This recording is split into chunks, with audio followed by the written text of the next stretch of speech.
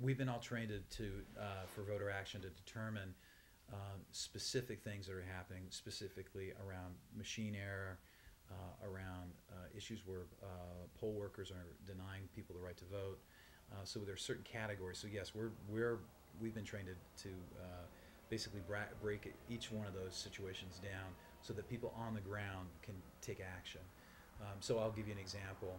We had a situation today where there was a judge of elections in Pennsylvania who was denying people the right to vote.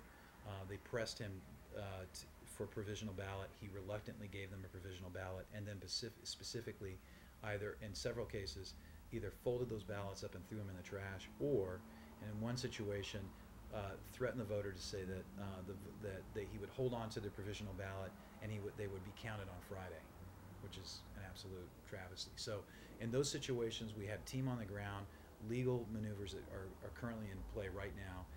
I was able to triage and find out specific people who could be deposed for this court action that's happening right now. So within 2 hours, we literally had identified a voter who had been disenfranchised, been able to contact them based on the information they left on the phone line, and then we were able to depose them and actually go into court with that information as evidence. So the most extreme one, which actually caused me to really kind of break down this morning, was there was an elderly black woman in Florida who had called in, who had gone to the same polling station for 45 years, stepped up to essentially check in to get her ballot, and she was told that she was not on the rolls. She was so infuriated that she said that she was not going to step out of the line. They asked her to step out of the line. They were going to remove her from the polling station. She refused to leave. She said she had a right to vote. She was able to get a supervisor at the polling station to restart the computer where the database was, because she believed that if the computer had been restarted, you'll find her name. Of course, they found her name, and she was able to vote. And then she stayed behind and watched 10 other voters that were standing behind her get the exact same treatment.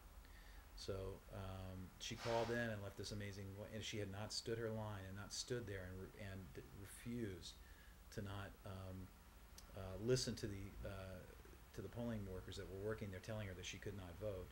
She may have not had her vote counted.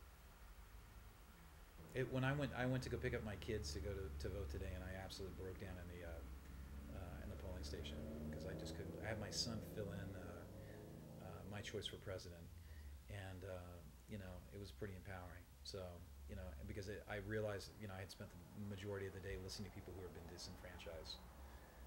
But in Seattle, Washington, we can vote, and our votes registered. So we're very lucky.